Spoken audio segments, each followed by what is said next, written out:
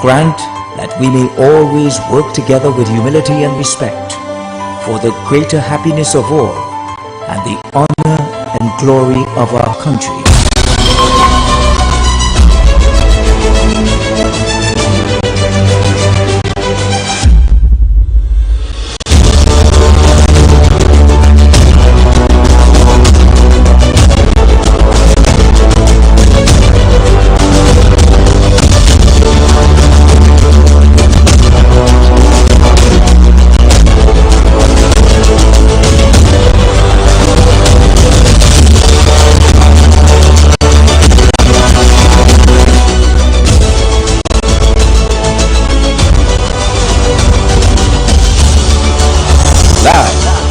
UNC Battleground.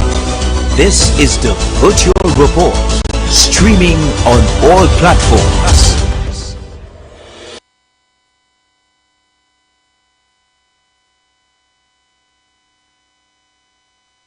Political leader of the United National Congress, Honorable Kamala Prasad Bisesa, MPs, senators, councillors, aldermen, ladies and gentlemen, good evening. Welcome to our UNC Virtual Report. My name is Councillor Rajesh Lal, the proud representative of the District of Lengua Indian Walk in the Princeton Regional Corporation. This evening, I'm happy to be here with my UNC sister, Alderman Susan Holder from the Sangre Grande Regional Corporation to take you through tonight's program. Tonight, we are live on TV Jagrati, Radio Jagrati, Synergy TV, Freedom 106.5 FM, and Radio 91.9 FM. Our first speaker tonight is a new addition to the UNC's parliamentary bench.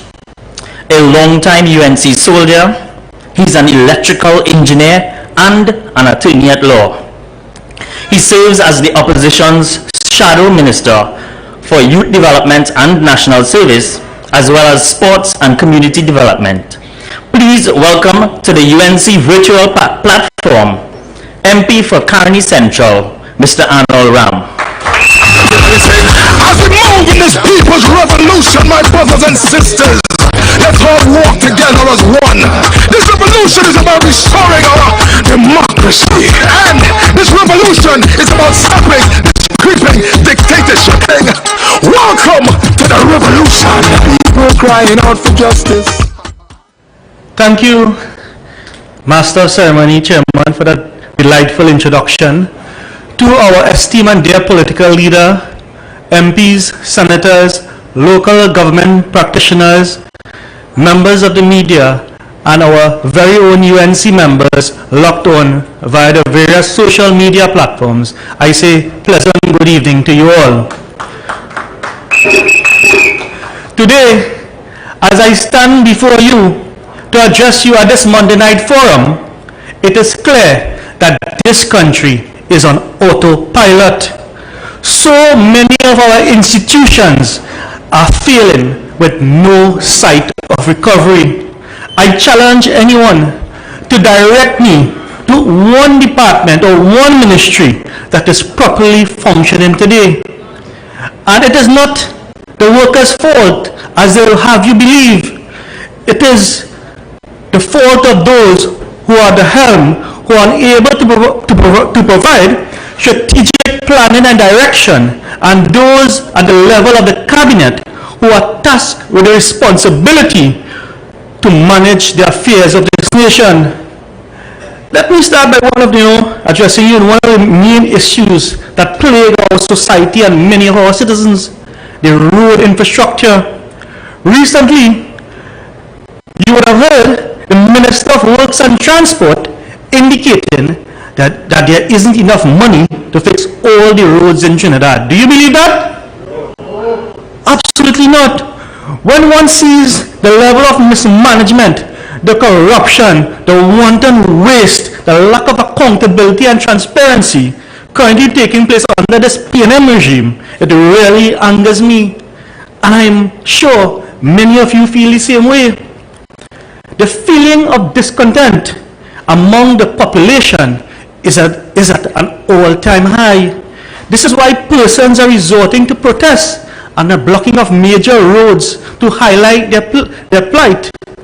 And I can understand their frustration, given the fact that many are noticing the callous disregard for what we call basic necessities in this country. And according to the newspaper report, the Works and Transport Minister Rohan Sinanan says, whilst he understands why some citizens resort to protests to agitate for better road conditions, his ministry does not have the money to repair all the nation's road.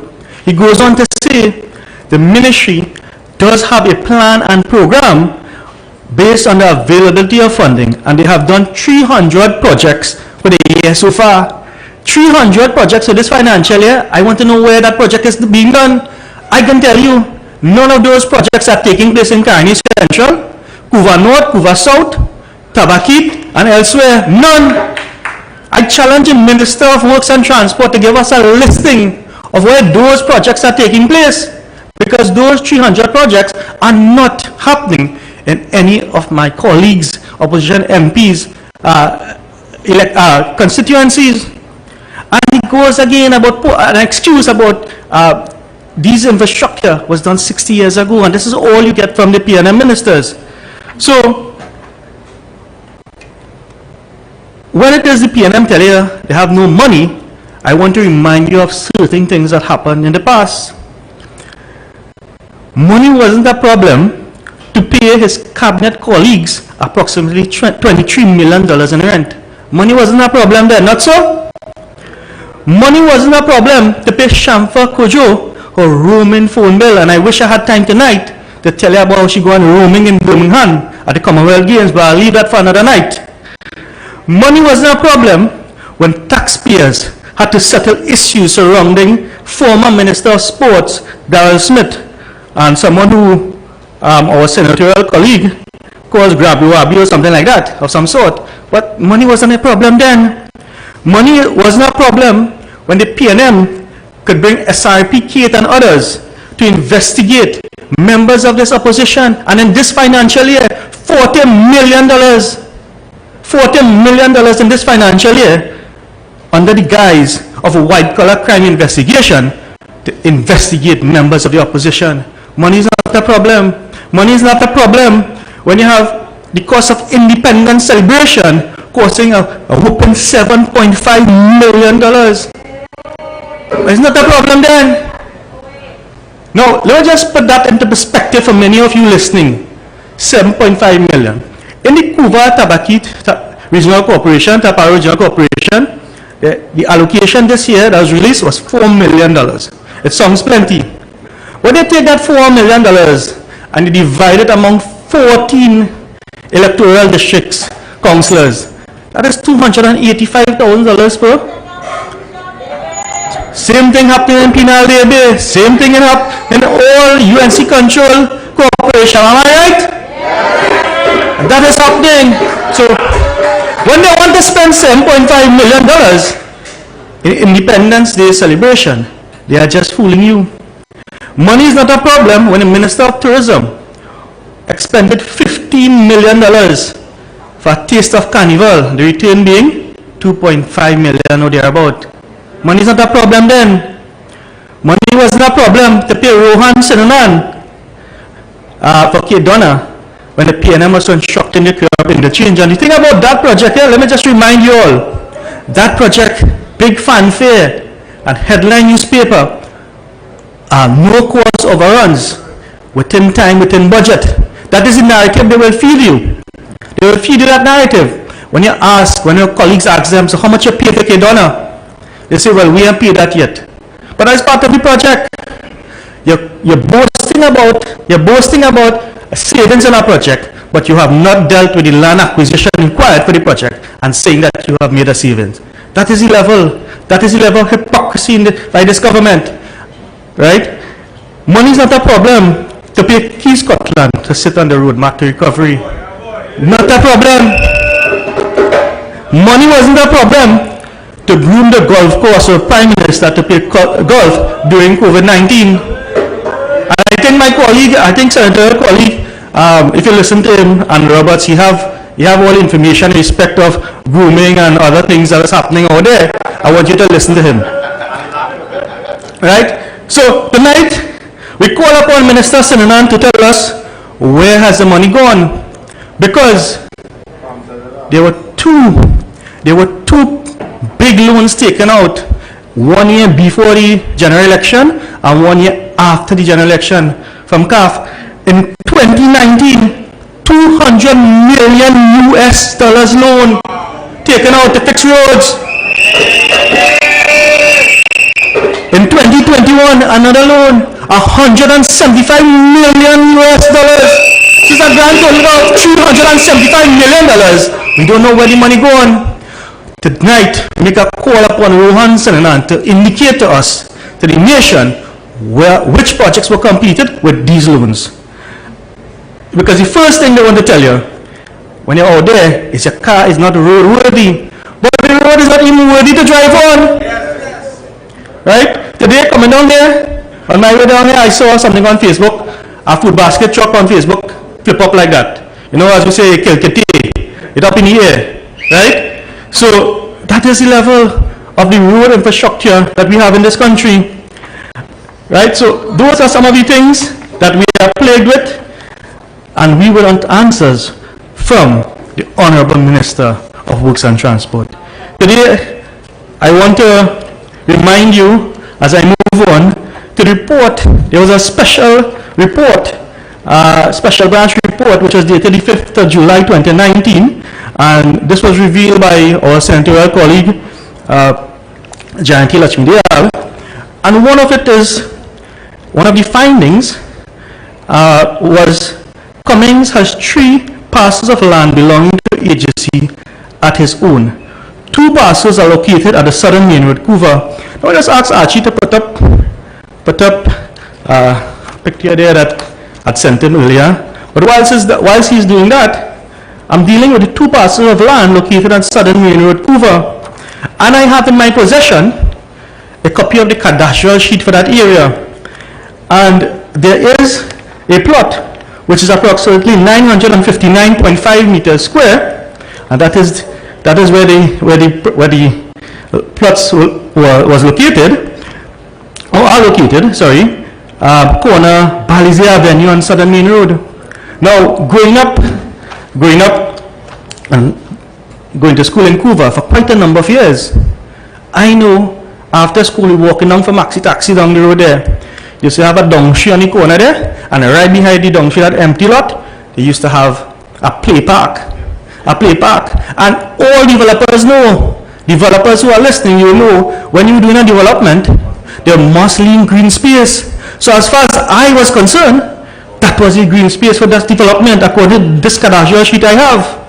So the question remains, how and when did members connected to Foster Cummings or the companies connected to him received that plot of land? I asked those questions. I want to also ask another question. Is there a plan to relocate the NIB office in Couva to that 3-story building there?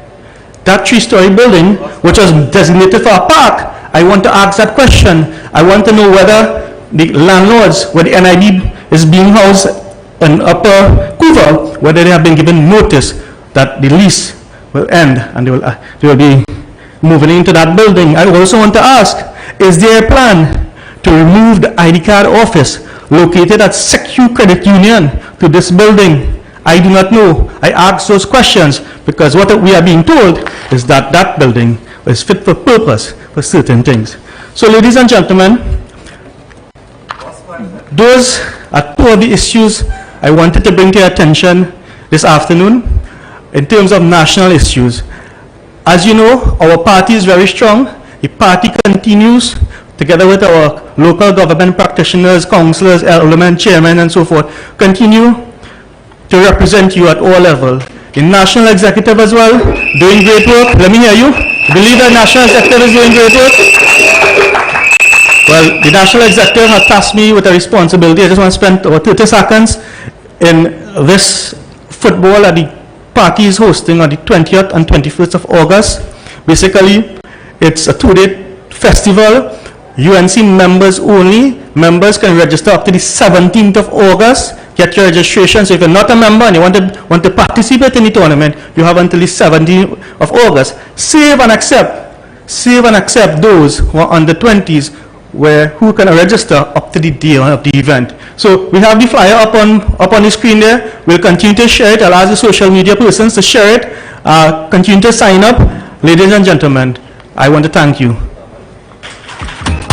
Everybody crying out for democracy. Now it's time to take a stand. Yeah. Come on! Cause this is the revolution, the people's revolution. This is the revolution. I wanna hear everybody sing. A pleasant good night to my leader. It would be remiss of me to come here tonight and not greet my leader and my UNC family. Tonight I want to just reiterate a little bit on what Dr. MP Arnold Ram just said to you all there. He shared some vital information, and I think you all need to give him another round of applause.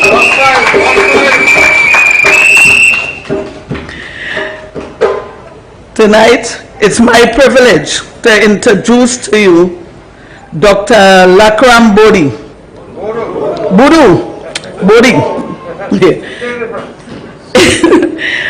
A man who has been serving people before his entry to politics.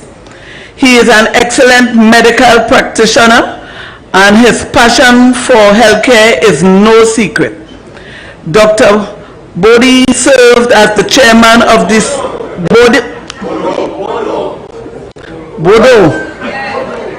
served as the chairman of the Southwest Regional Health Authority under Kamala Prasad Bisesa administration, and today he is serving his second term as the Member of Parliament for Faizabad.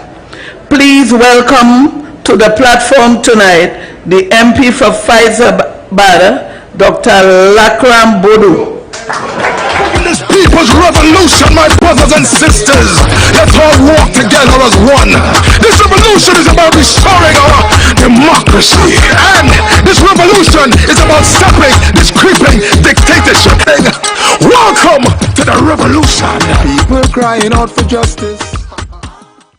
Thank you very much, Alderman Suzanne Holder, for your kind introduction. And I know you're from Sandy Grande. I want you to encourage to listen to Ravi B, who sometimes uses another form of my name in his contributions.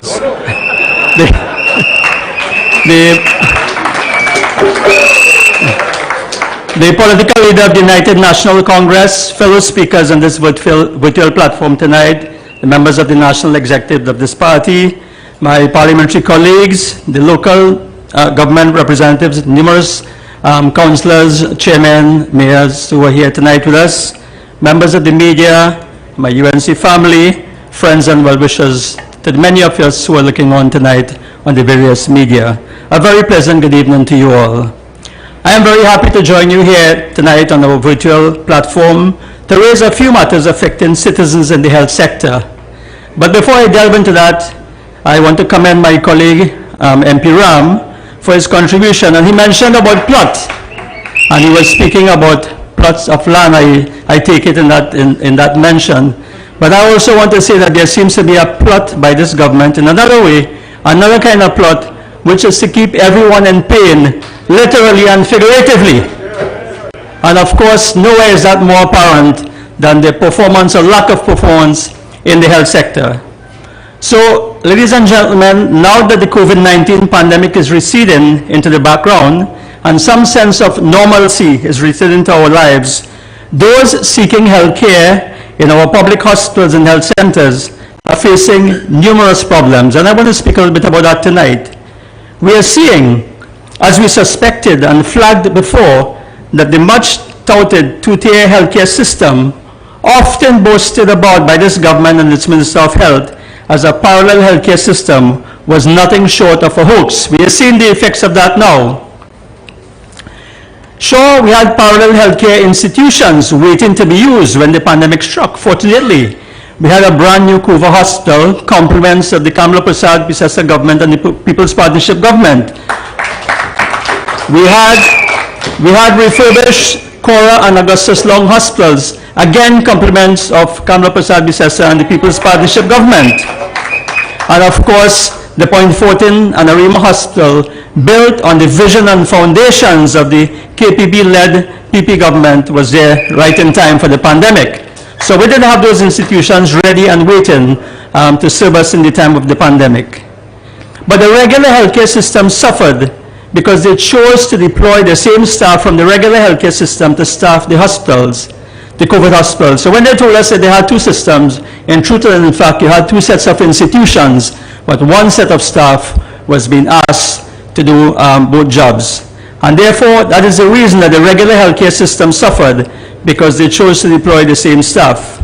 Let me give you an example. For example, the anesthetists who are required to give you anesthetic to put you to sleep when you require surgery. Those anesthetists were deployed and moved from the San Fernando Hospital to go to Augustus Long and Point Fortin. The ones from San Fernando and the ones from the Eric Williams Medical Sciences Complex were moved to the Couva Hospital. So as a result of this, many surgeries at the regular hospitals were deferred and postponed because of those arrangements. So this is one of the factors that has created a backlog that is now affecting you, my brothers and sisters. The other issue is this. Quite often, when doctors and nurses are ready to do their jobs in the operating theater, they are faced with shortage of critical drugs and supplies. And of course, that is one of the other reasons that your surgery might be cancelled. So while some of these resource issues may be what we term global supply chain related because of the pandemic, more often than not, I'm saying to you tonight, it is a failure by the government to purchase and supply these items in a timely manner to allow the doctors and nurses to do their jobs in the hospital. The fact that you waited a year to get your surgery and made all preparations is of no concern to this government, as your surgery is postponed for yet another time and with no guarantee that it will be done when the time comes. The elderly amongst us are treated even more badly. The waiting time for cataract surgery, that's a common concern, a common problem, cataracts in the elderly, that can restore your vision. The waiting time is more than a year, and in some cases much more than 1 year. And then you show up and it is postponed for another year. So you are lucky if by the time you get your cataract surgery that you're still able to see, that you have your vision. The waiting time for joint replacements, the hip and knee joints that sometimes need to be replaced as you get older, is more than a year and sometimes much more than that.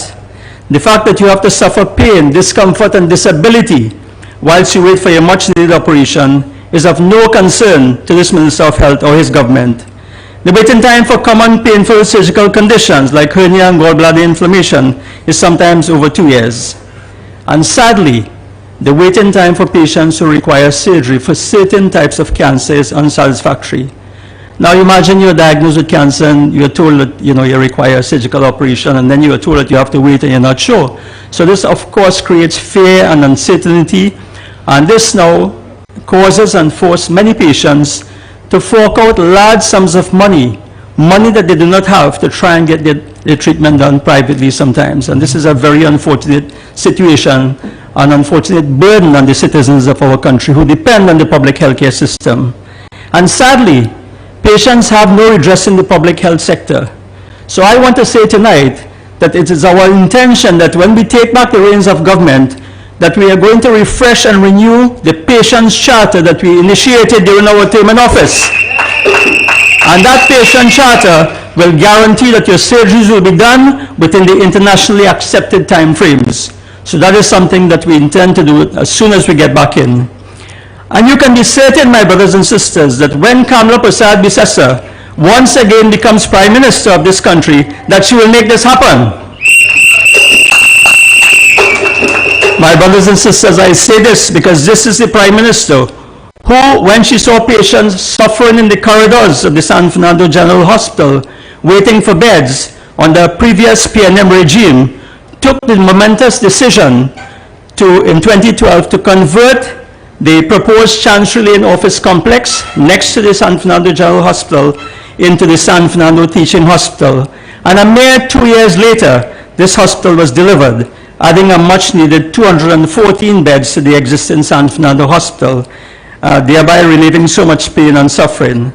But, ladies and gentlemen, unfortunately, the situation of waiting for beds seems to have returned to the San Fernando Hospital under this PNM regime, who continue to retain RHA boards that are incapable of running a proper health service. But you know what's interesting, my brothers and sisters? The SWRHA had a public meeting last week, Thursday. Now, this is a statutory requirement. As a former chairman of a board, I knew that you are required by law to have a public board meeting. But you're also required to advertise the meeting. You know why? Because it gives the public a chance to go there and to, and to talk about the issues that you have and to raise the issues. But this was quietly held. But you know what is important, what is most amazing is that if you listened and you read the reports about this meeting, you will believe that all is well at the San Fernando Hospital and the health sector. But you, the suffering public, know better. Because it is you and your loved ones who continue to wait long hours in casualty and the health centers to be seen. It is you who once again have to wait days for a bed. It is you who have to wait, who have to fork out your limited cash to get the CT and the MRI and the blood test done privately when it is taking too long in the health sector, in the public health sector. And it is you who have to buy much needed medicines out of your pocket when over half of the items on your prescription is not available at the public health care pharmacy. I know this, ladies and gentlemen, because as a member of parliament, many of the patients, many of my constituents come to me with prescriptions showing where the drugs cannot be supplied, and I'm sure this applies to many of my parliamentary colleagues as well. So, ladies and gentlemen, I now turn to the issue of the chronic disease burden on our healthcare system, which has worsened during the COVID-19 pandemic because of the so-called parallel health system failing. Now, I just want to point out something, and this is something that you may have noticed. It may have happened to, people you know, relatives, friends, and so on. The WHO and other international agencies are trying to tally what is termed additional deaths. These are deaths that occurred during the COVID-19 pandemic, but were not due to COVID-19. So they were non-COVID patients, but whose lives may possibly have been saved because they did not, if they had received timely or adequate treatment during the pandemic. Those figures for Trinidad and Tobago are not yet available, but it will make interesting analysis when those figures are available in terms of how well or how badly our health system performed during the pandemic. So I just want to turn now to another important area affecting patients in this country on a daily basis. And this is the issue of cardiac disease. It's a major cause of death and morbidity in Trinidad and Tobago. So what happens when you get a heart attack in this country and you go to a public health facility? Well, you are triaged in the casualty and you certain investigations are done, you are given treatment and so on. However, in a great number of cases, you require a procedure called a coronary angiogram to determine the extent of the block in your heart vessels. This is not available at the San Fernando General Hospital as I speak. And this means you either have to pay the $10,000 required to get it done privately, or you join the Ministry of Health waiting list for the government to pay for it. Now, my colleague mentioned the $7.5 million for the independence celebration.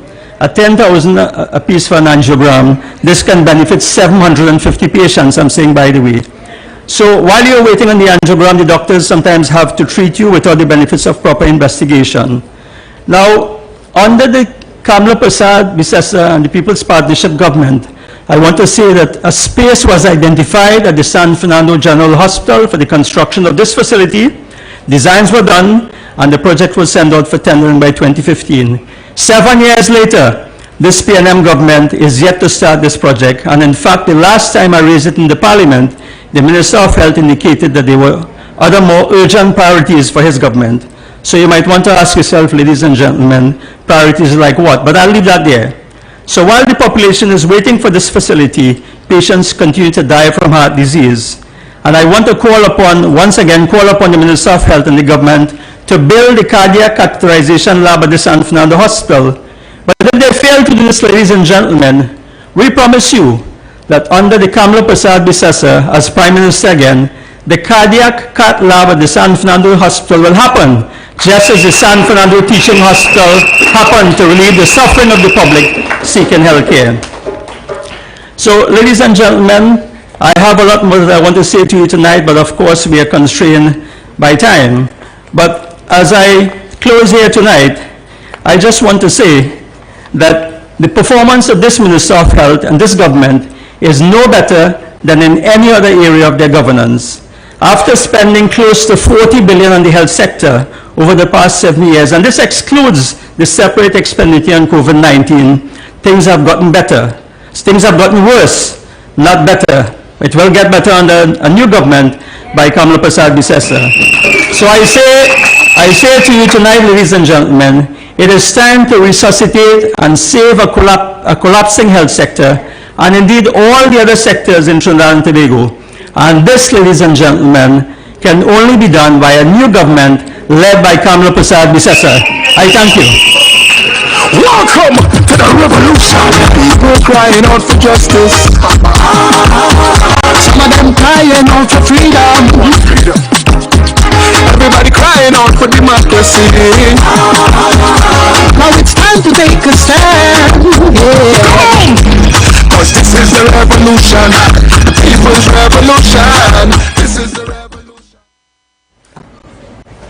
Thank you, Dr. Bodo, for that very edifying presentation. You know, I was just there thinking, if St. Joseph can dry his eyes and listen to Dr. Bodo, healthcare could be in a much better place in Trinidad and Tobago. You all agree? So our next speaker tonight needs no introduction. She knows half of Trinidad and the other half know her. This vibrant young woman has practically grown up in the UNC. She serves as the Deputy Chairman of the National Executive. Please welcome to the virtual platform none other than the MP for St. Augustine, Ms. Khadija Amin. Now it's time to take a stand. Yeah. Cause this is the revolution. The people's revolution. This is the revolution. I wanna hear everybody sing. Everybody sing freedom. Man and woman sing freedom. Thank you very much, my brother, Councillor Rajesh Lal. I want to take this opportunity to point out that our two chairpersons tonight are UNC local government practitioners, Councillor Rajesh and Alderman Susan. Political leader of the United National Congress and the woman who will return as Prime Minister of this country one day, the Honorable Kamla Prasad Bisesa. My colleagues, you know that there is a local government election due this year, 2022. I am beginning to get a little worried. I'm beginning to get a little worried because I'm not hearing the PNM talking about calling the election date. I am beginning to get worried because the PNM has been talking so much about local government reform, but we are not seeing the action. I'm beginning to get worried because there's an EBC report that was laid in Parliament for some changes in boundaries that the PNM has yet to bring to be debated. I am beginning to get worried because they also have a bill proposed to change 2 municipal corporations into borough, give them borough status. But I ain't see nothing happening yet. We have grown accustomed to talk and no action from the PNM in general, but especially when it comes to local government. In the last year budget, there was zero mention of local government. Zero. In the whole national budget of Trinidad and Tobago, no mention of local government. In fact, when you do a word check, the word local government only comes up when a local government election is due in this country. It comes up in their manifesto, it comes up in their budget, and it comes up on their platform. That is because the PNM does not care about local government at all. They have been promising local government reform. You hear them talking about it. Brace your ears, they will talk more about it just now. But local government reform is a tune the PNM has been singing since I was a councillor. I remember 4 years straight local government elections were postponed with the excuse that they were doing local government reform. In 2006, we were supposed to face the polls. They postponed. 2007, they went to Parliament and they postponed for another year. In 2008, the PNM, led by Patrick Manning at the time, postponed the election for another year. In 2009, they did the same thing. It wasn't until 2010 that democracy was restored when Kamla Prasad Bisesa became Prime Minister and she called the local government election in 2010. And the UNC and the People's Partnership, there was a sweep throughout the country. They have been talking about local government reform. In the PNM's manifesto in 2019, they went to town. All kinds of beautiful promises in their local government manifesto. It was the same thing the election before that in 2016. I just look at their manifesto, you know. All it is fluff and emptiness. That is what it is. They talk about reform there too, but there was nothing specific to hold them to. In the general election of 2015, in 2020, they went in Hyatt. They had a big meeting to talk about their plans for the country, and they talk about local government reform. Colm Imbert, the Deputy Prime Minister and Minister of Finance, the same man who has been squeezing the corporation funding, is the man who was talking about local government reform and how much they value local government. But have you seen any improvement in local government under this PNM? There has been a steady decline in local government efficiency. And it is not because things hard. It is not because of COVID. It is not because of the war in Ukraine. It is because of the incompetence of the PNM government. I can tell you that when Kamla Prasad Bisesa was Prime Minister, there was a political will, a drive to make governance closer to people, that every minister, every ministry delivered hand in hand with local government. All our councillors were empowered. Today, even the PNM councillors will tell you that they fare better under UNC government than under PNM government. Things have gotten so bad. It is not the UNC saying this, you know. The facts don't lie. Penal Debe couldn't even buy diesel for their vehicles. They could not even send out their equipment to clear the drains to prevent the flooding because they didn't have the funding. In every corporation, Councillor Awanka even fixed a wooden bridge in Kuva Corporation in this day and age. You want to talk about improving local economic development, and your councillors and regional corporations are being sidelined. I am looking on with interest because I see hotels in Tobago getting grants to improve tourism. Are there going to be incentives for Mayaro to improve tourism and drive the economy? The chairman of Mayaro Regional Corporation, Mr. Raymond Cozier, is a man of the soil. And we in the UNC are people who want to see local economic development and local tourism as a driver. Do you think the PNM wants that? They do not. They do not care about local government. They care about enriching their friends and family and financiers. But I want to warn you, as they come to talk about local government reform, one of the things they will tell you when you say, it has no money, we have no funding, they will say things hard, but we have a solution.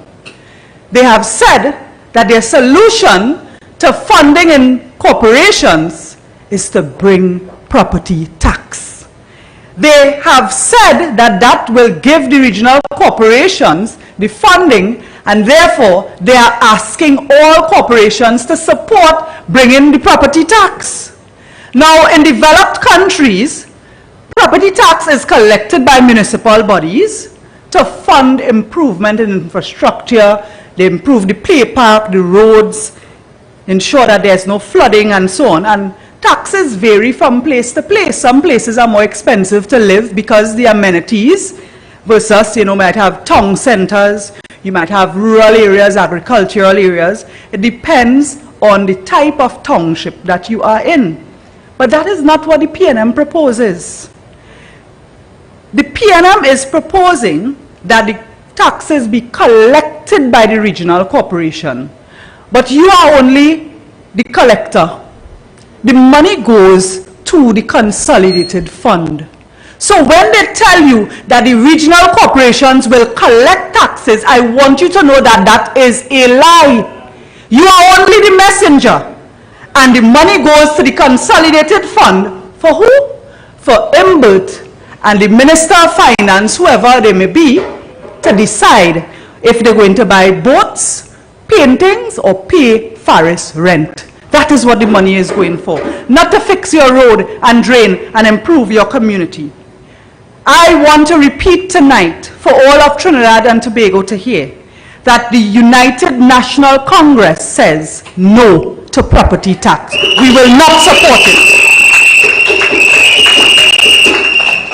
Now is not the time to bring harsh measures to the people of Trinidad and Tobago. We are emerging from a pandemic when so many people lost their jobs, have lost income, and some of them could barely make to buy food. Now is not the time to bring new taxes. The other concern I mentioned when I opened was this 10th report of the EBC. That is the report where they have the boundary changes. Yes, that one. Now this EBC report was due in June of 2021. June passed, we see nothing. The leader of opposition on a Monday night platform like this one raised the matter. And she threatened to take legal action in order for the government to bring that 10th report of the EBC to Parliament. Because we had information that the EBC had completed the report, they had sent it to the minister, which was Kazem Hussein at the time, and he had failed to bring it to Parliament. So the leader threatened legal action, and the Friday after the Monday night meeting, I filed a motion on the adjournment asking for, well, to condemn the government for not bringing this report. So between the leaders' threat on Monday, they rushed very quickly, and on Wednesday or Thursday, just before the sitting of the Parliament, they brought a supplementary order paper, which means it wasn't on the original order paper, but they brought a supplementary order paper, and all of a sudden, Mr. EBC report appeared.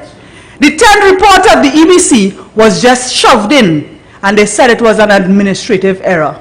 I still brought my motion because I felt that even if there was an administrative error, the government is responsible. You brought an EBC report, you didn't see it come to the order paper. Since June, July passed, August passed, you reach all the way down to January, February, no EBC report appeared. And the irresponsible government did not seek to look for that EBC report to file it, because they had no intention in the first place.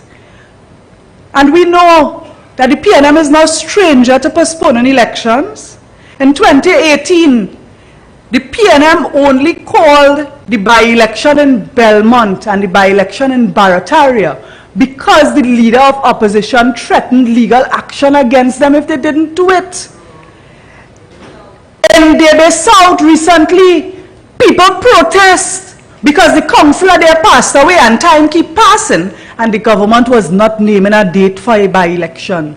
And again, the leader of opposition, pre-action letter, and that is what they respond to. Does that seem like a government who cares about democracy, who cares about the will of the people voting? But they might have a reason for people not to vote this time, because they're not very popular right now, and people are only waiting to vote the PNM out. And the PNM is so short of achievements in local government. We have an election on the corner. Now I'll tell you, they're going to start paving all kind of road. in Sandy Grande Corporation, in the last local election, they pave over mud. That's to tell you. And soon as the election done, the road mash up. That is what they do. They don't care. But first, they have no achievements in local government. They have a bill on the order paper to create 2 new boroughs. From regional corporation, they're going to rename Diego Martin and Superior into boroughs. What is this? It is only a name change. What is the criteria to create a borough? We are in support of creating boroughs out of regional corporations, but you must have a development objective. You must have something that ties into the national development and national objectives. You must have something that stimulates local tourism, investment, local economic development. You are going to rename Superior into a borough, and High Street in Superior still flooding, and the bank have to close in the middle of the day because that is a borough? Come on. We are not in support of any superficial name change. But as time goes on, and we still have all these things in local government, they passed the bill, but no parts of it has been proclaimed. They have these other things pending. I am wary that the PNM might try to postpone local government elections again. And I am putting Trinidad and Tobago on guard that we must not stand for the suppression of democracy. Elections is an opportunity for us to cast our vote. This is our opportunity to say enough is enough. A local government election is due. The term ends in December of 2022. And I am calling on the Prime Minister to call the local government elections when they are due. Thank you. To the revolution, people crying out for justice. Some of them crying out for freedom. What freedom? Everybody crying out for democracy. Now it's time to take a stand. Yeah. Come on! Cause this is the revolution, the people's revolution. You all just heard the young lioness of the United National Congress. She deserves another applause tonight.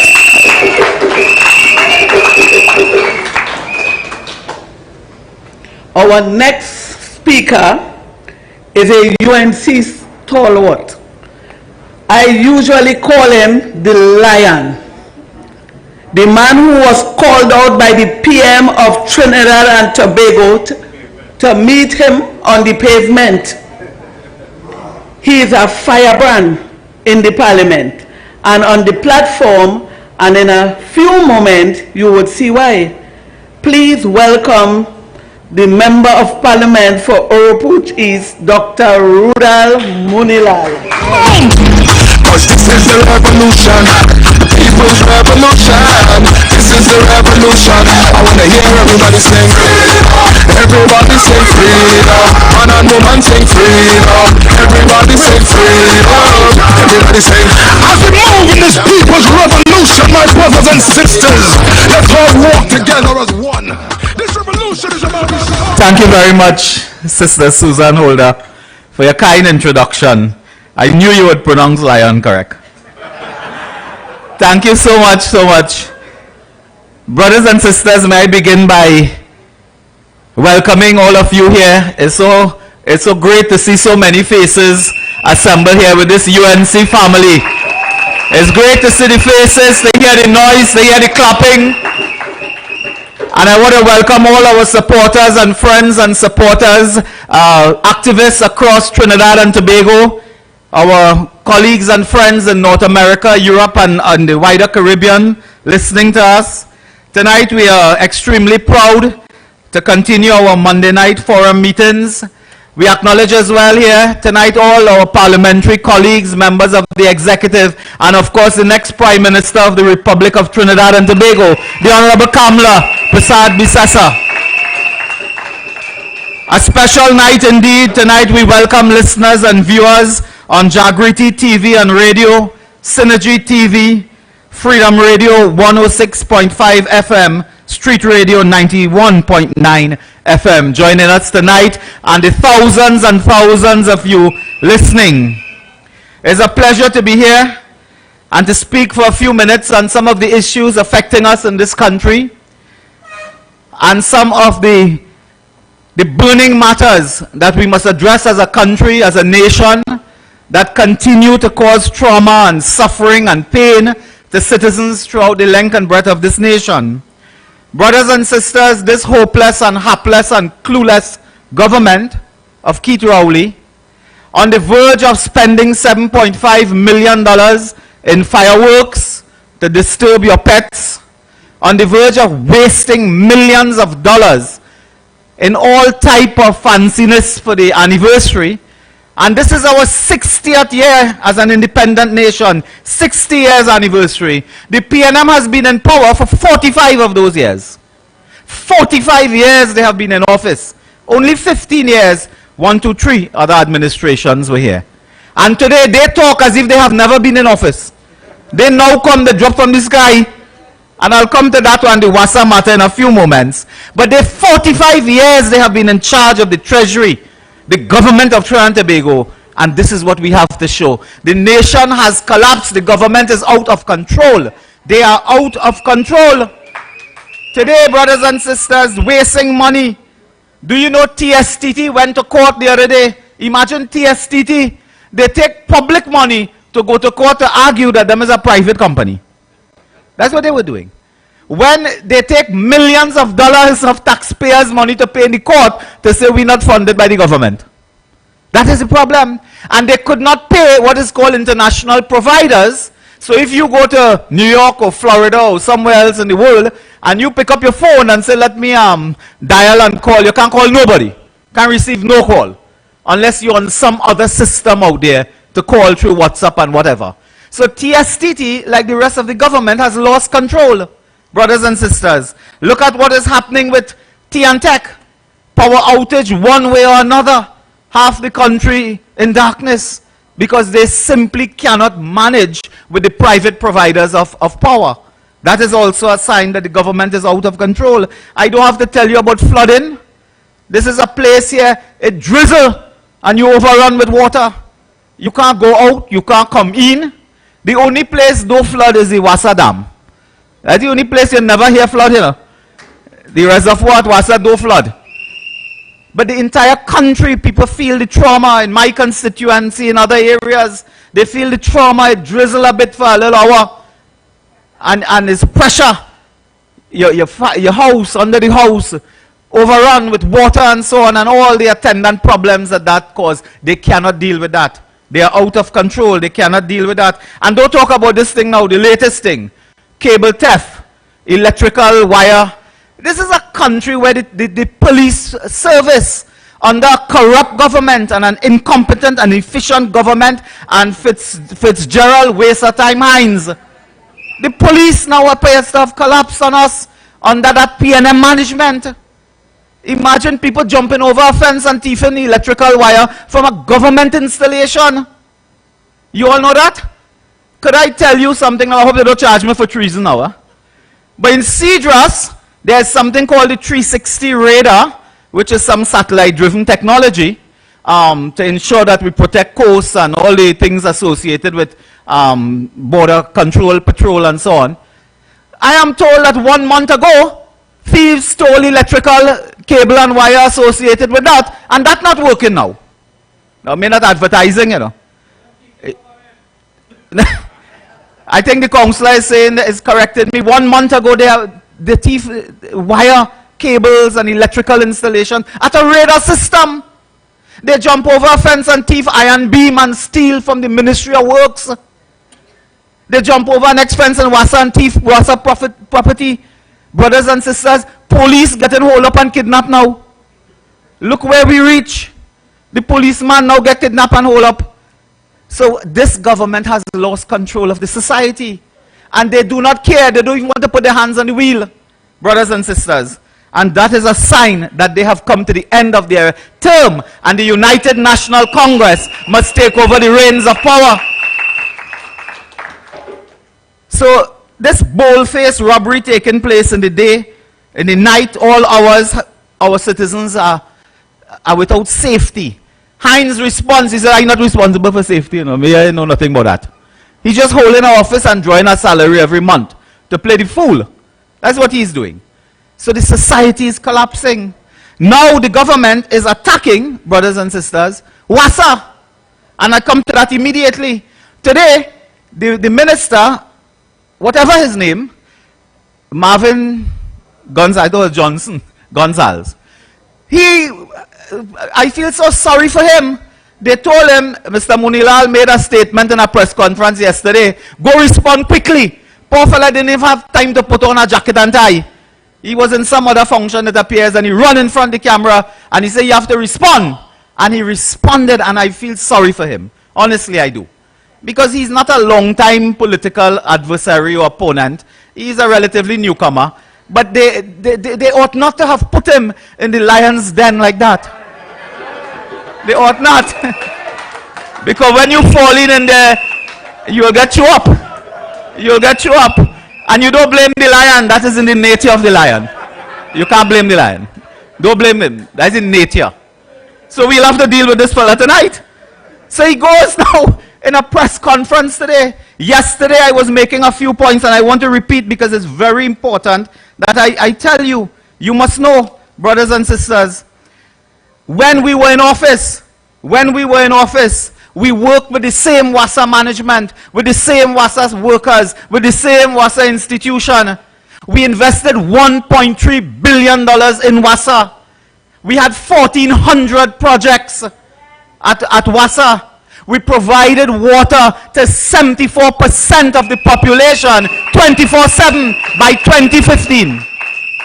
I repeat, by 2015, 74% of the population had 24/7 supply of water. Today, the customer service manager of WASA, about 2 months, 3 months ago, and Mr. Barry Padarat, our MP in Princestown, told us this, he was there, reported that today they have water for 16% of the population 24/7. When we left, it was 74%. We invested $1.3 billion, 1,400 projects. You must remember that we had a plan at WASA. We had capital investment in WASA to have 100% of the population with 24/7 supply of water by 2018. When we were there, brothers and sisters, the man come today, he said, oh, Munilal could be saying that. He said by 2015, that wasn't so. And he started to talk about 2012. I am talking about 2015 when we demit office. He talking about 2012. And he comes with this cock and bull story. It have a court drama on TV. I don't know if somebody knows. It's called Bull. He reminded me of that court drama. He come with this story today, and I will tell you in a nutshell because the time won't permit me for sure.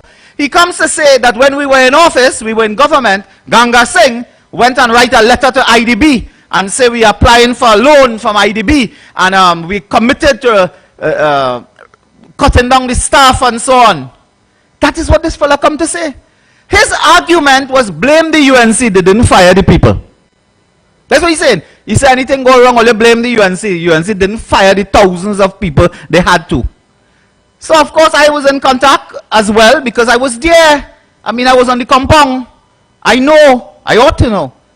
I also contacted the former Minister Ganga Singh, contacted Mr. Padarat, who shadows this area now, brothers and sisters. And it is amazing. The minister said today that the UNC partnership, the partnership administration, was taking a loan from the IDB, and part of the conditionalities was to fire people. Brothers and sisters, I am reading from the IDB release, dated December 13, 2012. This is a release from the Inter-American Development Bank. With great respect, this is not a blog. This is the people putting out a statement.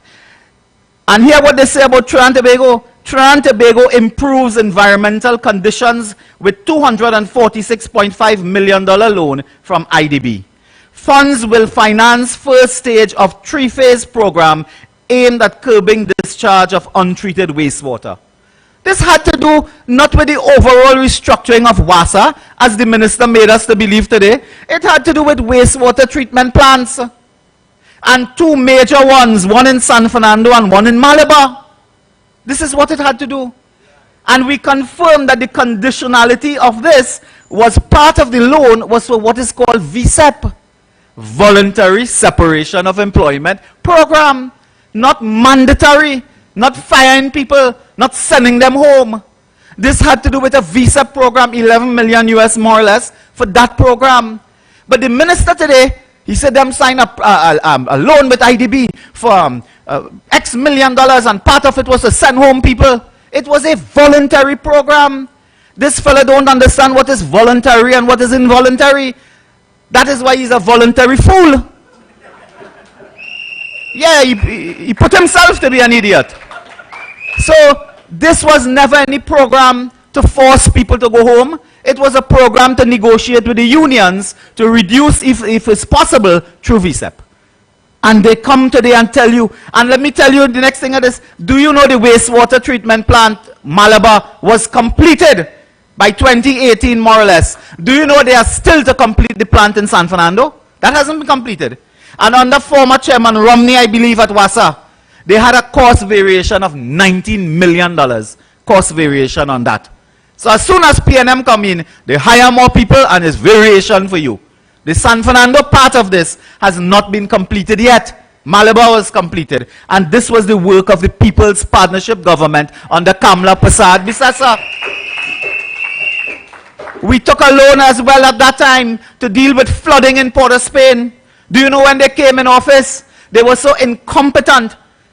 They foul up everything, mismanage everything, and they could not access the loan. And the loan went back to the IDB, so to speak. They couldn't do that. Today, drizzle in Port of Spain, everywhere flood away. And we had a program to deal with flooding in Port of Spain under this very arm of the government, the ministry. Then yesterday I told him, I said, tell us whether you have recruited a Canadian company to participate in the transformation of the water sector in WASA. He put in his statement today in the papers, he said, me I know nothing about that, I baffled. Now he baffled, huh? So you could imagine how I feeling. If he baffled. But I have in my hand here, look, I have in my hand March 9, 2022, that's a few months ago, 4 months ago. Yeah. Modulated water plants coming to improve water supply, Gonzales. Could you imagine that? Renuka Singh is the writer. And he appeared at a conversation with the Prime Minister, and he announced that they entered into a partnership. They signed a memorandum of understanding for a modulated water treatment plant with a Canadian company. The fellow went today, a few hours ago, and he said, I don't know what you're talking about, no Canadian company. We never sign nothing or do nothing with that. Never do nothing like that. So, brothers and sisters, this fellow really is in an alternative world. He's not following what is happening with his own speech. Forget WASA. The fellow not understanding what he's saying. And he continues to say that they will go and invest in this Canadian company, modern technology, all to restructure and all to transform the collection of water and the provision of water to people and so on. So, Mr. Gonzales, tell me, were you lying at the conversation with the Prime Minister, or were you lying today? Just tell us which day you were lying. That's all we want to know. We don't want to know whether you lie or not. We want to know whether you lie in March or you lie in August. That's the question, really. There's no other question, because, look, I mean, unless the whole newspaper got it wrong, this is what the man said. Brothers and sisters, the IDB told us about that. So this is the problem we face, but WASA is a football now. It is a football. And the second and final issue I would raise tonight, very briefly, is the matter of human trafficking. Yesterday we had a damning report in the newspapers, continue today. The United States Department of State, imagine, had a shocking revelation that this country could not satisfy the minimum requirements in dealing with the elimination of human trafficking. And we are on the verge of being blacklisted or downgraded again by the United States authorities. And importantly, they have identified a twin problem of official complicity and official complacency. Meaning that officials of law enforcement and public political officials may be involved in that problem. That is shocking. What is Heinz doing about that? What are they? And this involves women and children. I see the Women's League put out some statement about some other matter, whatever matter. But they, don't laugh and think you'll distract me here. And they put out a matter. But of course, the government and the honorable You distracted me. You distracted me. If we were in another environment, I asked this fellow to be removed. The Honorable Prime Minister, has no interest in human trafficking, in women, the abuse of women and children, brothers and sisters. He has no interest at all. And these are the issues that we have to deal with. Do you know, under our government, under the government of Kamla Persad-Bissessar, we established something called a counter-human trafficking unit. Do you know in the report, it is in the report today, in the newspaper, one of the issues raised by the United States authorities was that this government has starved that unit of resources and staff. We established the unit to deal with this critical problem, dealing with, heinous crimes against women and children. We established the unit when we were in office, and they have starved the unit of resources, human resources, staff, and so on. And the American government has signaled that as a critical problem. So they have no authority to speak now on matters of crime and fighting crime. The Minister of Energy, I will end by telling you, the Minister of Energy went to Venezuela last week, Friday. You all know that? He sat in a room with a man who is declared to be an international drug trafficker, sanctioned by the United States. Stuart Young sit in a room with him to discuss what nobody knows. Nothing will come out of that meeting. But it is a government that rubs shoulders with drug traffickers. And I say it openly, this is not the first time Stuart Young has had some contact with persons who are before court or international tribunal or local court charged for drug trafficking, possession of ammunition and so on. He has a previous experience, I believe, so he's accustomed. But that is harmful to our international relationship with the wider world. So brothers and sisters, this is the position they have kept us in.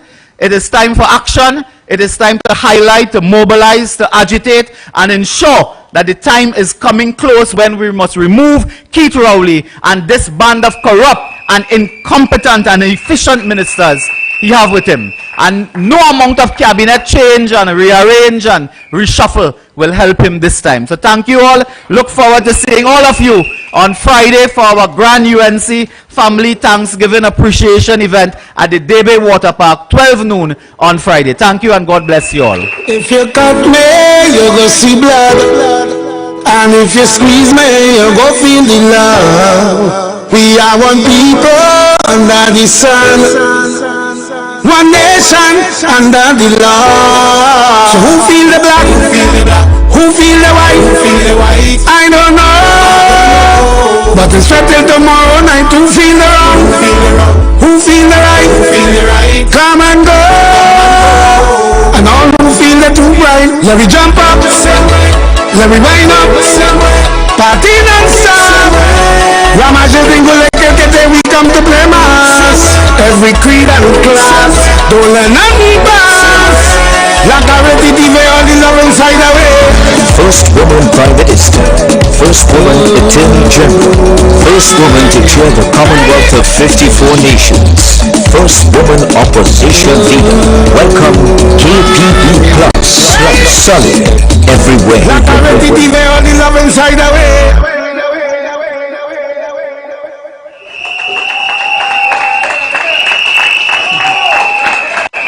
Thank you.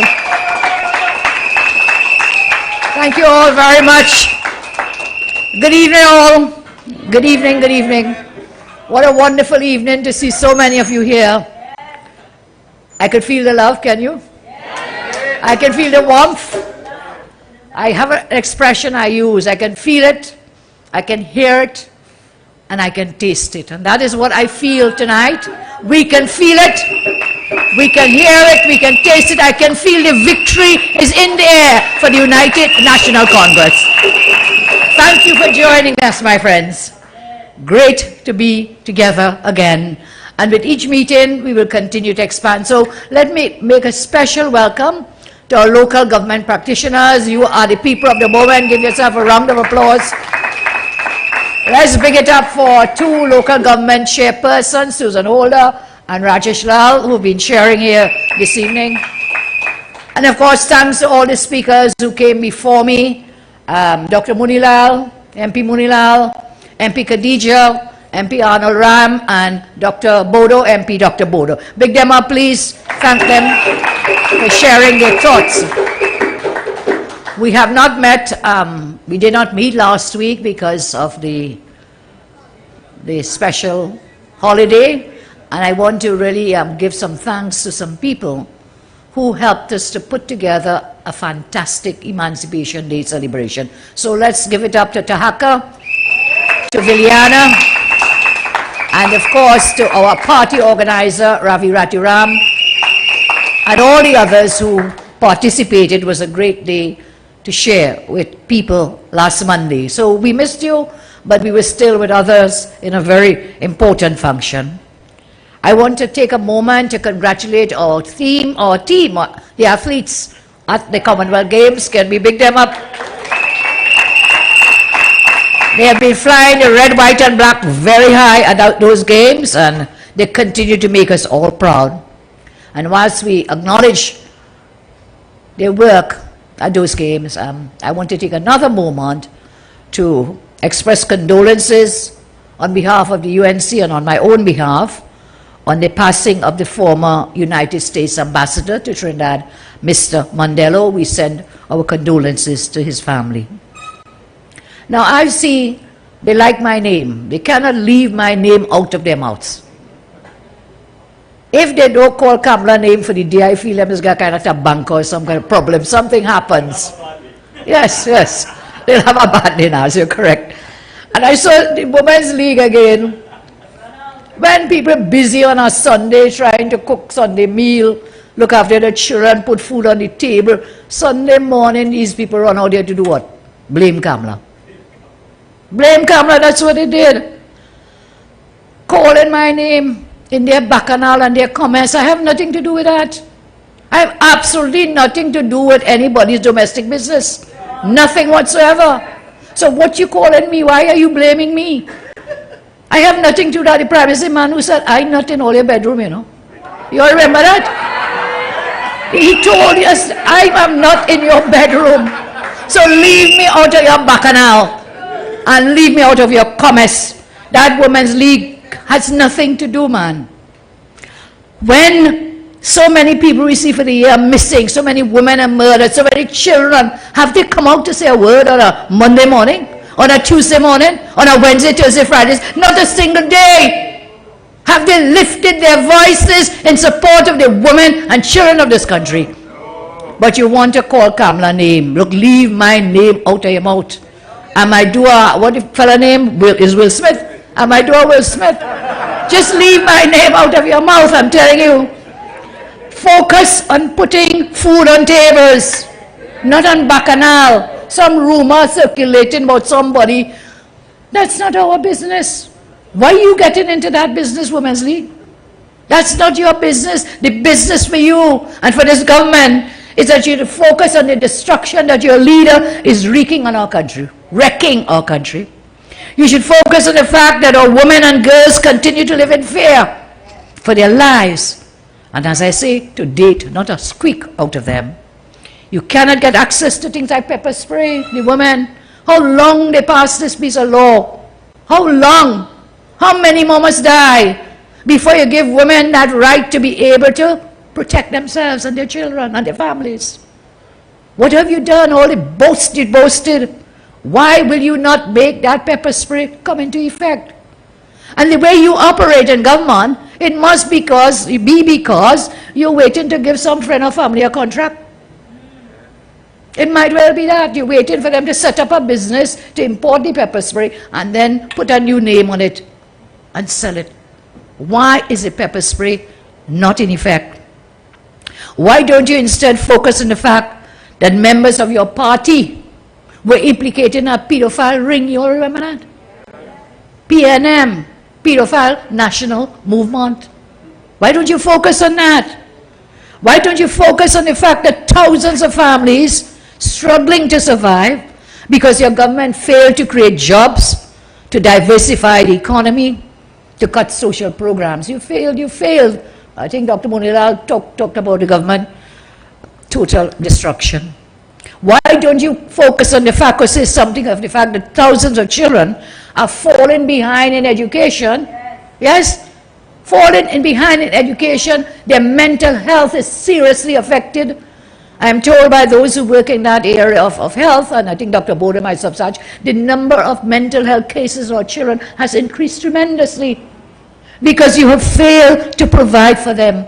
You have failed to take care of the education of our children, and this generation will forever be doomed because of the failure of this PNM government in the future.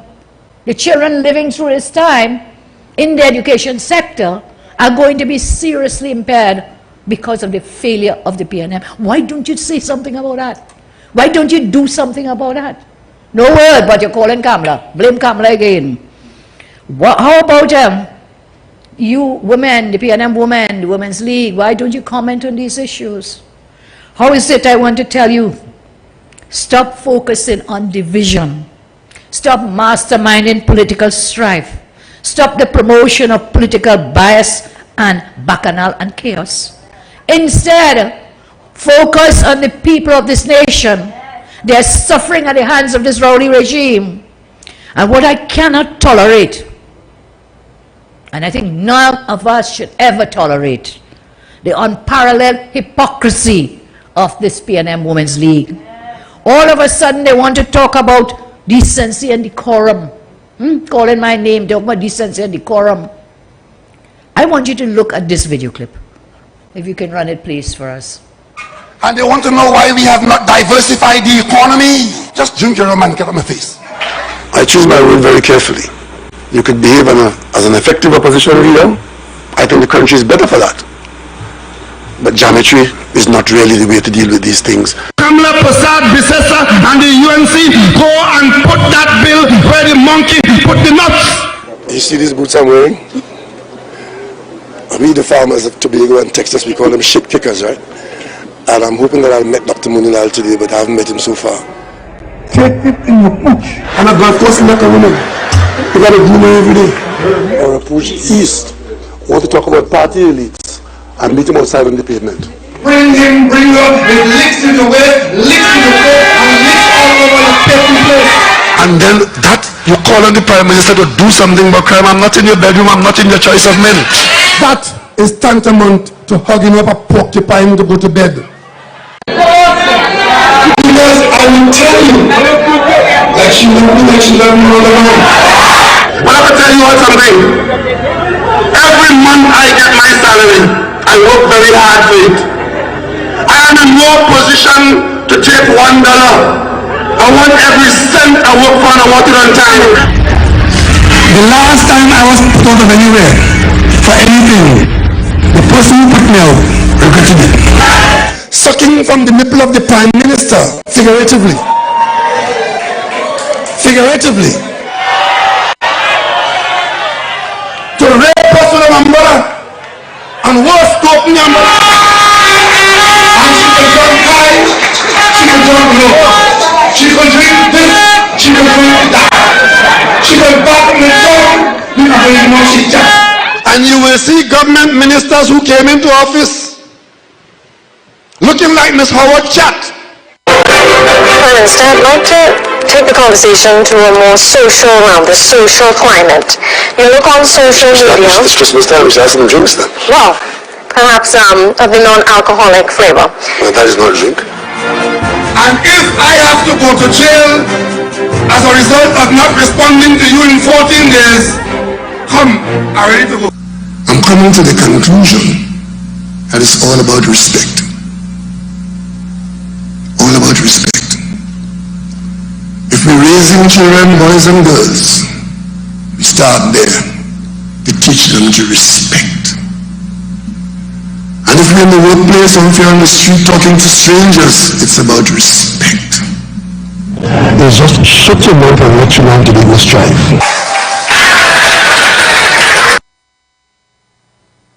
So there you have it. The hypocrisy of the PNM. When you have your leader degrading everyone in this country, you had nothing to say. Today you want to tell us about decorum and decency. When the members of the PNM are degrading the people of this country, nothing to say, not a word. So I ask you now, PNM Women's League, WPC, Camille and so on, Focus on the nightmare your government has created for the people of Trinidad and Tobago. Focus on improving the lot and the lives of all the people of Trinidad and Tobago. That's your job. So I tell you again, just leave my name out of your mouth. I am no lion like Rudy. So if you come into my den, I will just fight you as a decent human being, a woman who loves all the people of Trinidad and Tobago, and as a person who will do all that is legally right to ensure that every creed, every race, every human being in our country, or citizens, non-citizens who live here, that we improve their quality of life. That's what my job is. And I ask you to help me in that job. Because under this government, we've seen the economy has gone zero, flatlined, dead.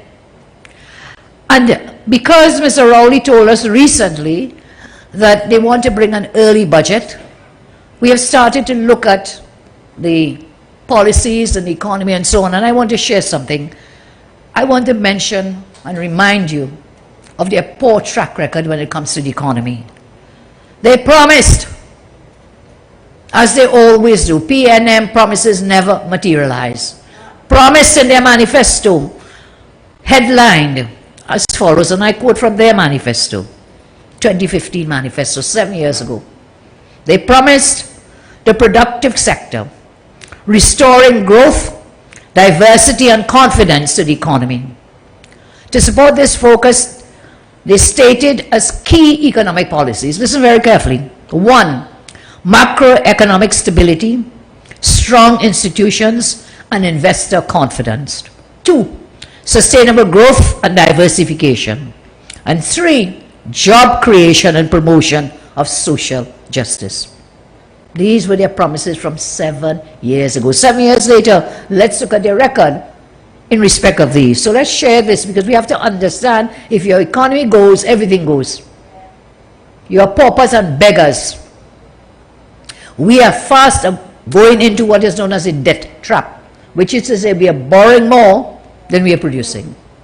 We are borrowing and spending more and more. We could end up like a Singapore.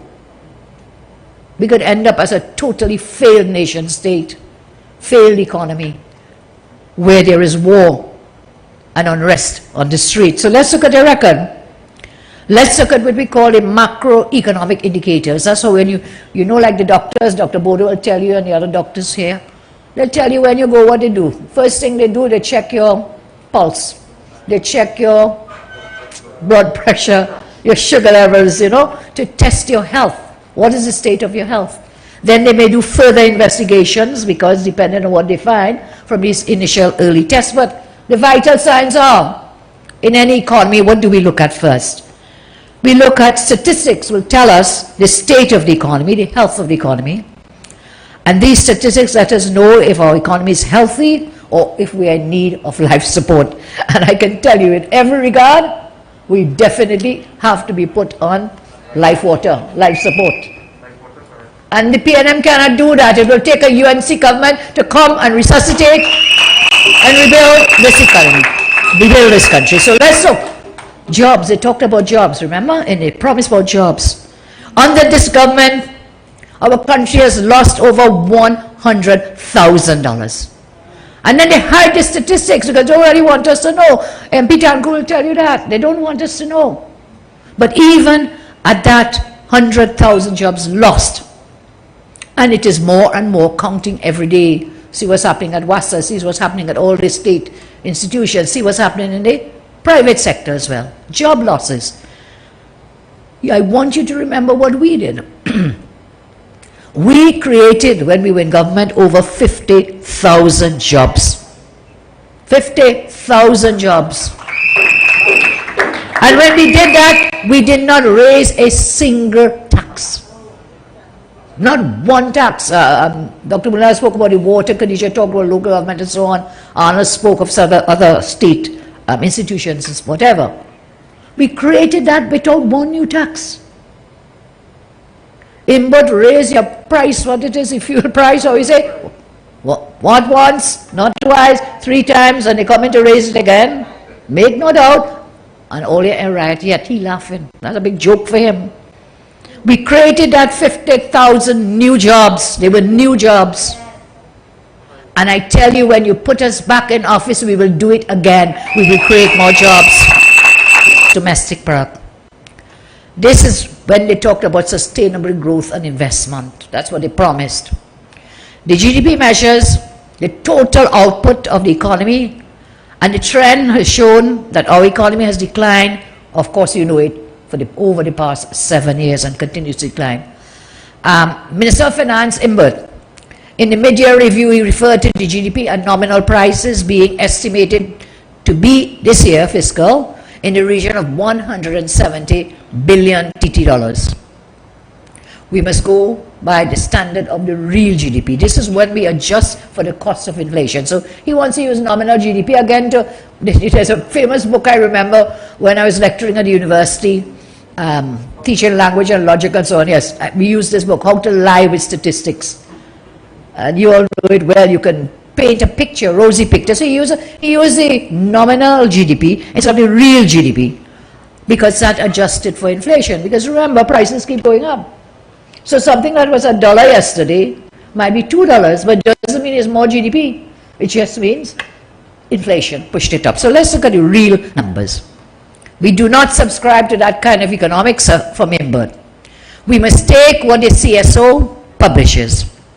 The CSO up to this weekend has published GDP for the last fiscal year, calendar year 2021, at 136.4 billion. So I don't know, Iwer gets 170 billion, so he's lying about that too and playing with the stats.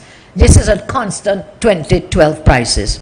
So when we're speaking of GDP, it is necessary to compare mangoes with mangoes. You can't take mango and compare it with orange, and worse yet, you can't take orange and compare it with apples. You have to take like as against like. Therefore, the total national output in the base year 2012 stood at 165 billion.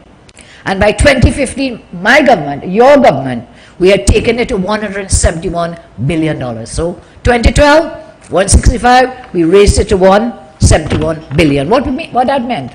In spite of the noises of creating stability, this government, they have presided over a decline in national output to the tune of $29.3 billion, not billions, $29.3 billion.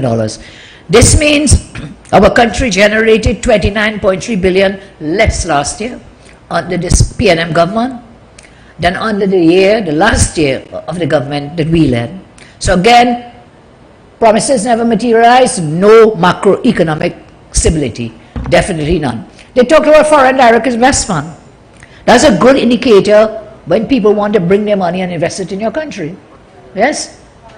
It's a good indicator that things are fine. They feel that they will get what they call it ROI, a return on investment. So, hey, Trinidad's a great place, let's go invest. Under my watch, I want to remind you, we brought in over $48 billion in foreign direct investment. $48 billion in the first 5 years under Rowley. The PNM has only 10 billion of that left. So out of that 48 billion, you understand what's happening? The confidence has been lost in the economy of Trinidad and Tobago. And I'm told that it is in reverse now. Where we were bringing in, now it's the other way. It's leaving, negative foreign direct investment, outflows, going out. The main reason for this departure of foreign direct investment happens when the companies take their profits elsewhere and no new companies replace the loss with reinvestment. So investors, both local and foreign, they have lost faith in Trinidad and Tobago as a foreign destination to put their money where their mouth is. On another day, we can speak to the gutting of the procurement legislation, what was described as emasculation of the office of the procurement regulator. This alone shows that government had no intention of strengthening institutions. They promised to strengthen institutions. Instead, they're doing the opposite. They're eroding and weakening these institutions. Strong institutions demand transparency. This cannot be obtained if government has rendered that procurement office into a toothless, what do you say, bulldog? I remember Commissioner of Police used to talk about the toothless bulldog. This government has undermined the very institution that was meant to be the guardian of your monies, of the public purse. They replaced it with a cabinet with record levels of recusals in the billions of dollars. Under this government, the country is for sale. Rowley describes himself as the #1 salesman, and he must answer on the recusals in his cabinet. What were the sales commissions that these members made? So let's close on that, on economic position, a little brief as we prep going to an early budget. They have failed in every single one of the promises they made. The economy continues to decline, and they will continue to lie about the state of health of our economy. Their record does not demonstrate macroeconomic stability, not when the GDP declined by 29.3 billion. Emasculating the Office of Procurement Regulator, again, no transparency. They have failed to grow the economy. Their game changers all fail. You remember the famous game changers? Labre Dry Dock. Anybody from Labre here, Victor? Any dry dock down in Labre? No. What about sandals? Any sandals scandal? You remember that? Game changer, the famous game changer, sandals scandal. Indeed, it was a scandal. They talk about capital market machinations resulting in the mortgaging of our state assets. I think FCB is putting out another, Dave, selling out state assets. What is it? A public offering. IPO. Petrotrain shut down. Families, especially in the south, Marlborough is a ghost town. The famous Dragon gas deal, and I'll come back to that because I see Stuart Young going off to Venezuela again. What's wrong with these people? Meeting with Maduro for what and why and where. I'll come back to that in a minute. Failed Dragon gas deal. Scandals surrounding the Tobago Sea Bridge. Point Lisa's gas negotiations. What about the famous plywood factory? Was it ever started? Again, none of these ever happened. None of these brought any innovations, and so none of them created any jobs, and instead jobs lost. So the total macroeconomic plan, failure, failure, failure. I'm coming back to Young now. Over the weekend, Stuart Young met with Nicolas Maduro. I want to ask Stuart if Al-Assami, who is indicted for drug trafficking by the United States, whether he was also at that meeting. I'm told he was. Tell us, did you meet with this drug trafficker indicted by the US? Was this meeting about energy matters or about illegal drug trafficking? Where was Amy Brong in all of this? Isn't he the Minister of Foreign Affairs? Where is Amy Brong, hiding somewhere? That Stuart Young goes off there to do what? We don't know. I want to warn this government. They are playing very dangerous games. Very, very dangerous game. You're playing with fire. Stuart gallivanting all over the place talking about energy. Well, right here, our energy sector has collapsed. Collapsed the energy sector. Falling prices, falling to pieces, failed policies. Stuart Young went on CNN. He talked about oil and gas production when our country is at one of its lowest ever gas production periods that you can imagine. Thank you. Prime Minister went to Doha, remember? To boast about gas production, yet train one has collapsed without any gas. So stop flying all over the place. Tell us what you're going to do to restore and increase oil and gas production. Thanks to 7 years of lies and failure in the energy sector, you have cost this country billions from the high oil and gas prices that are now prevailing, that we are experiencing worldwide. And I want to warn the government again. Are you trying to get sanctioned by the US? Is that what you're trying to get Trinidad and Tobago sanctioned? I remember we raised this once before. And Rowley came to Parliament. Dr. Mulilal had raised the issue of the possibility, and I had raised it, about the possibility of sanctions because they were flirting with Venezuela and with Maduro. And Rowley came in the Parliament and get on really bad. And WPC Camille get on worse. She said, what the US could do we? What they could do we? They could do we anything? And they cussed up this very same late departed Mandela was the ambassador at the time. Both Rowley and Camille came to the Parliament and buff up the US. So we had said, are you inviting sanctions from the US? Okay, so they survived that. This time, will we survive? When you are consorted with known drug traffickers, sanctioned by the US, sanctioned went way back to Doha to meet with another sanctions country. We are courting danger here in the behavior of the government. And talking about oil and gas, we have to ask about the refinery. What is the update on that refinery? Anybody knows? You complain about scrap iron dealers when you've taken one of the greatest assets of our country, that Petrotrin company, and turned it to one scrap heap. Scrap metal heap. And you're crying all about scrap iron, or whatever you call it, scrap metal, copper and certain things. What is the status of that refinery? Over 100 years of proud history we had. We had one of the oldest oil industries in the world, well known for it. You turned on the entire refinery, as I say, just scrap metal heap. And did you do it to protect your friend? Did you shut down Petrotrin? Because none of the reports, commission, recommended to shut down Petrotrin. None. None. Was it to protect your friend? How much is TT earning now? Zero, because of your selfish, corrupt, cold-hearted policies. I asked the government, tell us the true story of the refinery. Where is this company called Quanten? You remember that thing? Quanten. We found out Quanten was located somewhere in California, in a house, somebody's house. But we also know that Prime Minister went to California and spent almost a month. What was he doing for a whole month in California? And boy, everybody, I'm so sorry. You know, people get COVID and things, but this man get COVID 3 times. Wow. I think we should pray for him, you know, for him to recover. 3 times the man get COVID. Yes, but spent a month in California doing what? I asked the government, tell us the story of the refinery. They told us some firm, this Quanten, wanted to buy it. When we raised the questions in the parliament, outside the parliament, what happened? We don't hear a word anymore about it. Nothing.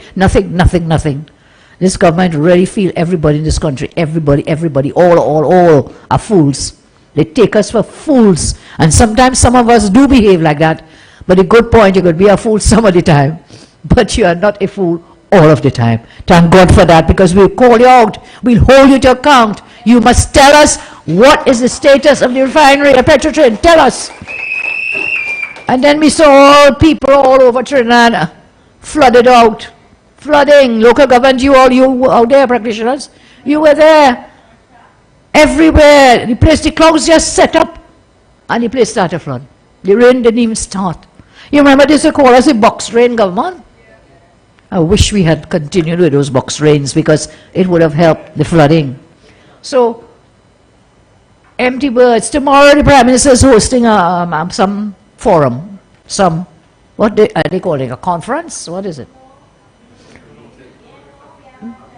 A meeting tomorrow to come and lecture to the local government people. He has invited the local government practitioners. I don't know if it's only the UNC ones, but we know you all received invitations to attend in Port of Spain somewhere. 7 years you're sitting there. You ever talk to one local government person? You think we are fools and we are all fools? On the eve of a local government election, you want to come and talk to local government councils. For what? For what? What are you coming to say? Don't be fools, people. They think as if we could be a fool. Sometimes all of us make mistakes, but we must not be fools all the time. So that entire exercise tomorrow is not to tell you anything, you know. It's not to ask you anything, you know. That is a PR stunt. That is a total hypocritical public relations gimmick. For 7 years, you've done nothing. And look at all over our country, the flooding, the roads, infrastructure, everything going through. But he wants you to come and sit down there and listen to him for an hour. I hope some of you are smart and do the right thing. Eh? Because if you want to listen to him, you could read it in the papers the next day. Don't go give him any audience. Do not give him an audience. And he cannot fire you, remember that? You could fire him. but he cannot fire you. So don't feel when he called, you must go running. Because when you were crying and begging in your communities for help, Penal Debe, don't know what was it, the Diesel, Sapara, the Equipment, Mayaro, all these corporations, nothing. You know, a minister who is now deceased, God rest his soul, was Minister of Works under this PNM, previous Minister of Works.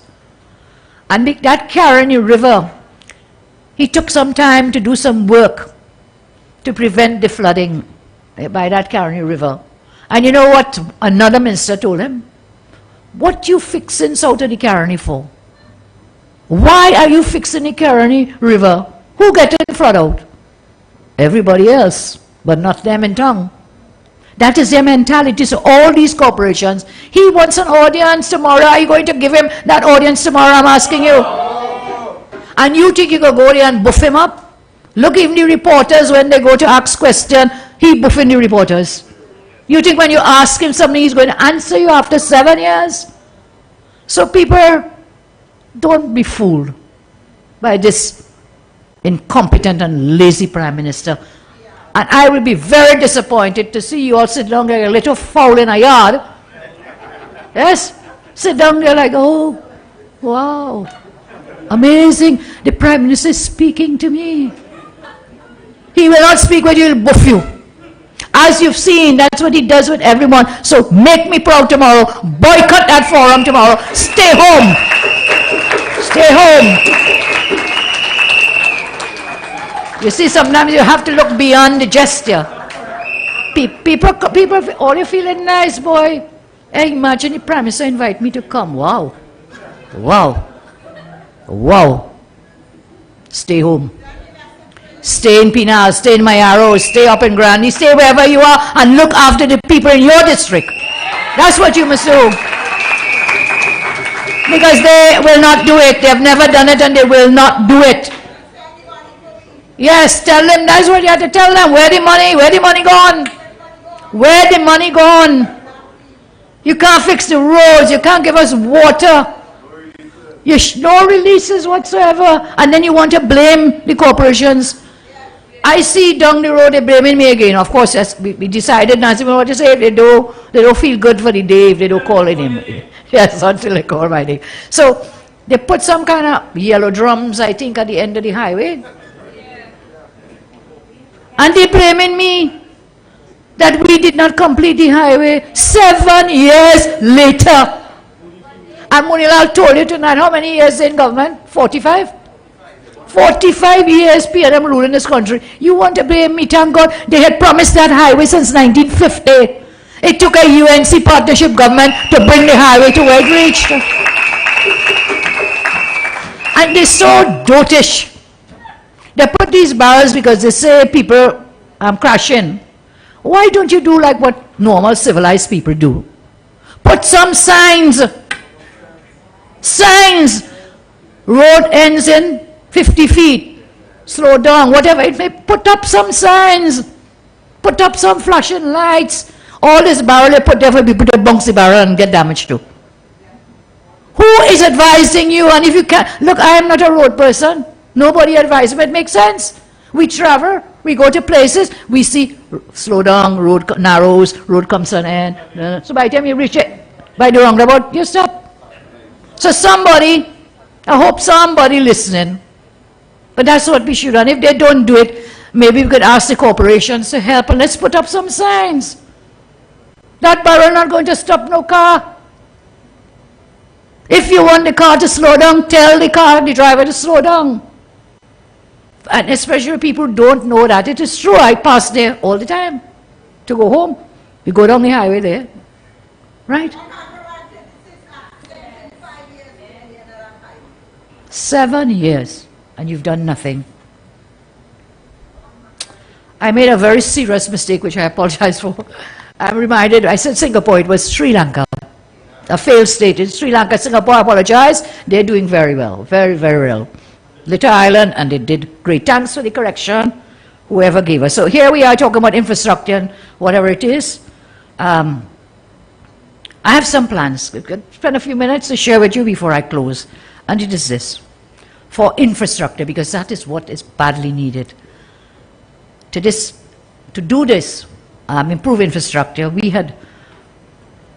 had suggested, and we still suggest, that we have a national physical infrastructure improvement plan to deal with infrastructure, critical issues, roads, drainage, public transport, road rehabilitation.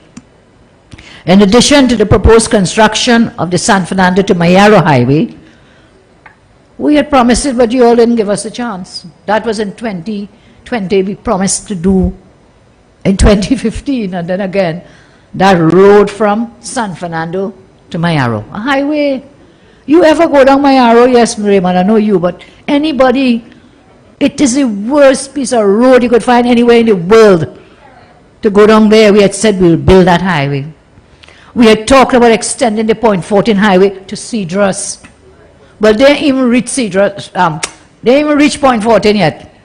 7 years later, and blaming Kamla for not completing the highway. Such a foolish people. An upgrade of the Manzalina to Mayaro Road. That was part of the road infrastructure. They have no clear plan. To reduce traffic congestion, a UNC government will go on a nationwide road rehabilitation and enhancement program, including undertaking timely repairs of all our secondary roads. Now, if you watch YouTube and whatever, and you see what people do in other parts of the world, they have like a machine, a vehicle, for pothole fixing, you know.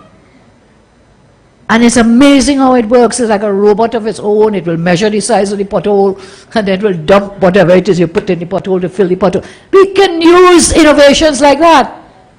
But we're not even trying to fix a pothole, much as reaching to get the machine to help it make it easier and cheaper. Let's look at traffic problems everywhere. Traffic. And with the potholes, of course, there's more traffic that we get backed up. Delays in transporting your goods and so on. So we have to come up with some plans to reduce traffic congestion. These are some of the things I want to suggest, you see, because we can't just come here every night and cry and complain. We must have ideas, we must plans and proposals for helping with traffic management then. A UNC government will undertake the following traffic management solutions. We will construct park and ride facilities at appropriate locations in Arima, Chaguana, Cuba, Grande, Tunapuna, San Fernando. So you park up and you get public transport and you go into the towns to do your business. It will ease up the congestion and ease up your stress as well. Further, we have the water taxis, yes, but we need to have more hubs. We can put one at Carly Bay, a water taxi hub at Carly Bay. We can put one down in Point 14, down Cedros, Mayaro. So that too will ease the traffic congestion, ease up your stress. Excuse me. We suggest that we put a bus rapid transit system, which has been successful in countries such as Brazil and Argentina. Establish dedicated, predictable bus rapid transport system, transit from north to south, east to west. Dedicated and on time, of course. Dedicated rapid transit systems in these places. We should restart the process of decentralization of government ministries and offices, which will also reduce the traffic going into Border Spain. And reduce people having to go to town. Yes. For everything. We had set up, I think they've totally disbanded it in the Ministry of Legal Affairs. We had set up at various locations throughout the country where you could go and get birth certificates and death certificates. You remember that? Does it still exist? No.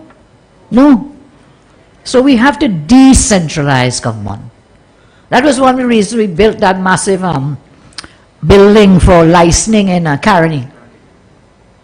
So that you didn't have to go into town to do everything. I don't even know if they're operating it. Anybody from Caroni knows if it's working, if it's functioning. Okay, thank God they didn't throw that away like they throw away so many things we did. We will implement a remote work policy. Remote work policy. The pandemic has taught us it could be done. So again, you don't have to drive into town or the various towns. Some work can be done and monitored. It's not like you stay home and pretending you're working. It can be properly monitored so you can have a flexi time policy as well. So everybody not heading in the same direction every morning. You can have a flexi time. Some can stagger the day. Some start for 8, some for 9, some from 1. And people love that too. You know, some people are night people, some are morning people, evening people. So you have remote working. You could have flexi time working, different times of the day. And the COVID has taught us, as I say, that remote work is possible. And it can also lead to improved productivity. Dealing still with infrastructure as I move along, flood prevention program. We must have a flood prevention program. We must. A UNC government will focus on some of the following. Cleaning and desilting rivers. Cleaning and simple. You don't have to reinvent the wheel. You don't have to be a genius like Einstein. I mean, oh God, just clean the rivers now. The rivers, including the Caroni, the Ottawa, the River, Oropuch, Lagoon. Cleaning and desilting rivers. Constructing sediment traps and check dams in the upper reaches of priority water courses. Sediment traps, check dams, hold the water. Removing, this policy has been around for a while, constructing water detention ponds and levees and place pumps, gates in strategic locations. Now, this was a John Humphrey idea from way back. He was a brilliant man, is a brilliant man. That if the water is going to flood an area, you set up a retention pond. You dig a pond and retain the water. When there's excess water, you have these retention ponds to hold the water that doesn't all go. And that holding of that water, I think somebody, again, Munilal, talked about the only place that no flood is a reservoir. So these retention ponds can also serve as a supply for water, for Wassa. No. They have none. And a society and nation without a vision will surely perish, which is where this PNM is taking us. Removing accidental and illegal blockages in the water courses, culverts and bridges. Simple. Some people in this country, they'll go and dump all the old fridge and old stove in a river somewhere. We have to clean them up. Maintaining the roads, secondary and tertiary drains as well. Increasing drainage capacity, yes. So there's some of the infrastructure and some things dealing with flooding and drainage and so on. So you ask me that when you're going to get this money? Where will you get the money from? And I can tell you how. For these large-scale products, we'll need money. And so we will set up something known as a National Infrastructure Fund. A National Infrastructure Fund. This fund will support strategic investments in public transport, green infrastructure, also solar, water, and wastewater facilities. Climate resilient infrastructure and social infrastructure, such as greenhouses. We have started to do that under our Deputy Leader, now Deputy Leader Jalen John and Dr. Monilal. Greenhousing, again, for climate necessities. This infrastructure fund will reduce government's need to borrow or increase taxes to fund major infrastructure projects, road, airports, seaports, and so on. I talked this before the 2020 elections, and the PNM went wild. And they said this infrastructure fund was whatever it is, all the nasty things they say about everything. And we suggested where will we get the money from to put into the fund. And we made suggestions from certain institutions, and they started to scream, but that's exactly what they are doing, but except the difference is we don't know where they're spending their money. They're doing exactly what we said could be done to gain money without borrowing, but they are not putting it into the projects to deal with infrastructure, to deal with drainage, to deal with water, nothing. Where the money gone? We keep asking that question. Where has all that money gone? Private institutional investors, life insurance companies, pension funds, they can be encouraged to invest in the National Infrastructure Fund to fund our rehabilitation of infrastructure, new infrastructure. There are international funds as well that are yet untapped, and again, Monilal told you about, we had negotiated the IDB loan and these people totally fouled up on it, messed up on it, and money went back. And there's a lot of that happens because they do not carry through in implementation. So we do have many ways in which we can raise money without borrowing and going further into debt. So my friends, before I close, I want to share with you some party events, party dates. Others have mentioned it. Friday, we want to see all of you. Let's come out for fellowship, family fun day, the 12th, from 12 noon at the Fun Splash Water Park. Facilities will be free to you all and your families, your children and so on, friends and family. You just have to bring your own food and drinks. So we provide the music, we provide the infrastructure, we have the infrastructure for the all fours, for the cooking, the curry duck and the chow and the choker competitions and the all fours competition. We have all of that there. Just bring yourselves and your families. Let us bond together as the UNC in fellowship says. Thank you all for the support over the years. Thank you. We've just gone through the internal elections and continue for us to meet and bond together. New dates I want to raise. After that fun family day on the 12th, we have the football competition at the Center of Excellence. I think that is 21 and 22 August. Am I correct? 20 and 21 August. So on our Facebook pages, you'll see it on my Facebook, the numbers, if you want to register and get involved. I'm told the demand is very high for two things.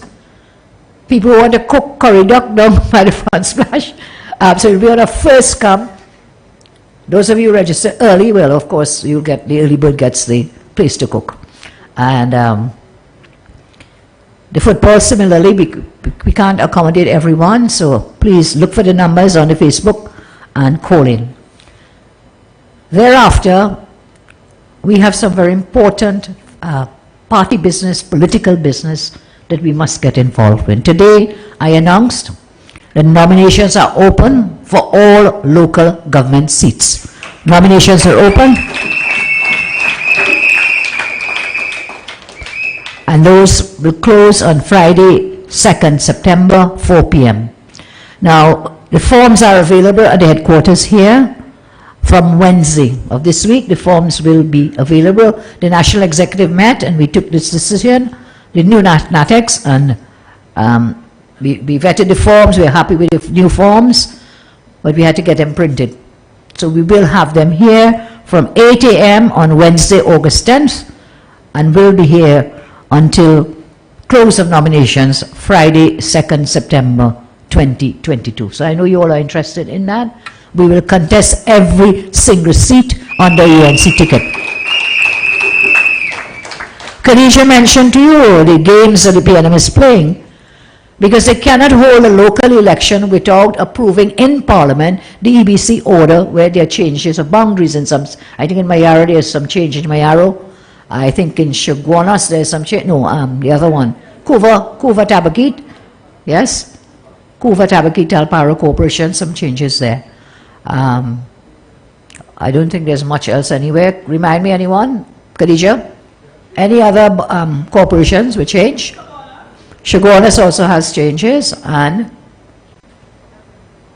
okay, so Kuva Tabakit, Chaguanas, and Mayaro, those three.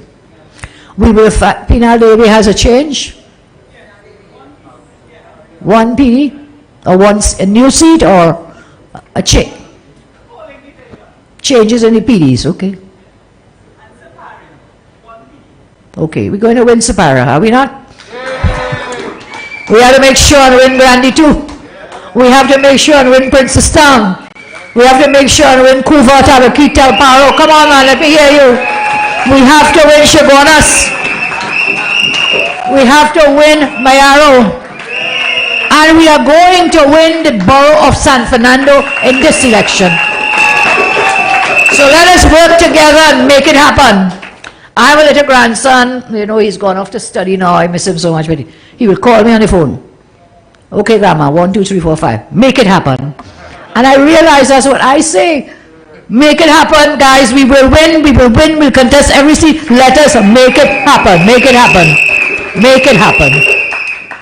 We also, NATEX met, and we also planned the constituency executive elections on the north and the east, our constituencies in the north and in the east, Saturday, 17th September, from 8 a.m. to 6 p.m. Save the date, please. Saturday, 17th September, from 8 to 6 in the north and the east constituencies, and then the south and central, Sunday, 18th September, 8 a.m. to 6 p.m. So we'll do on 2 days, North and East constituencies on Saturday, 17 September, South and Central, Sunday, 18 September.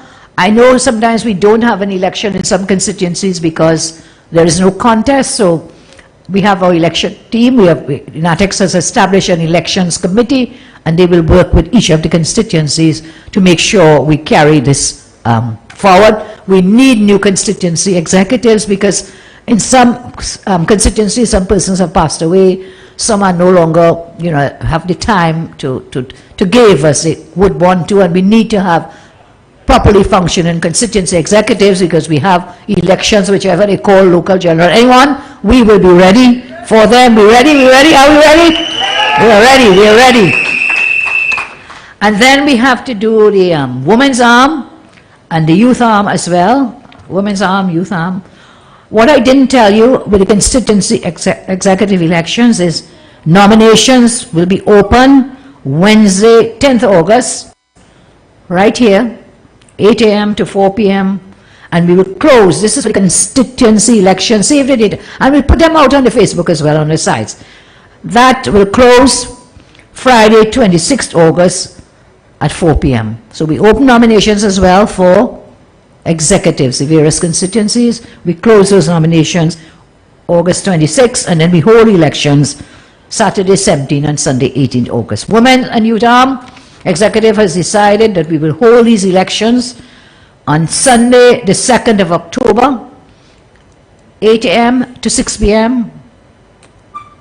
Coover South Hall for the Women's Arm and the Youth Arm, a joint congress of the Youth Congress and the Women's Congress. Your nominations for this again opens Wednesday, 10th August. It's open, but the forms will be available on Wednesday, 10th August here. And nominations for the youth and women will close on Friday, 9th September at 4 p.m. All nomination forms are available here at the headquarters. So please come and get them. Local government, constituency elections, women's arm, youth arm, all these elections, we have to get them out of the way with functioning teams in each of these arms of the party as we go forward towards the local or general. Let me make a prediction here tonight. I am not a CEO1. I work with data. We checked the law when the National Executive met. I asked the lawyers on the team to check the law. The local government elections are due on the anniversary date of the last election. Your last election was on the 2nd of December, so it will be 2nd December, the day after the 3rd December.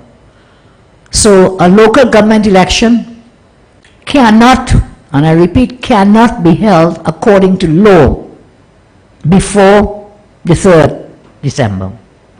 Cannot be held according to law. Khadija earlier told you how many times Manin came and changed the law.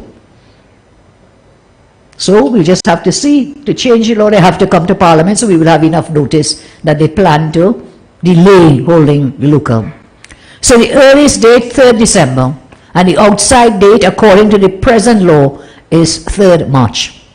So there's a window of opportunity from 3rd December to 3rd March for legally calling the elections.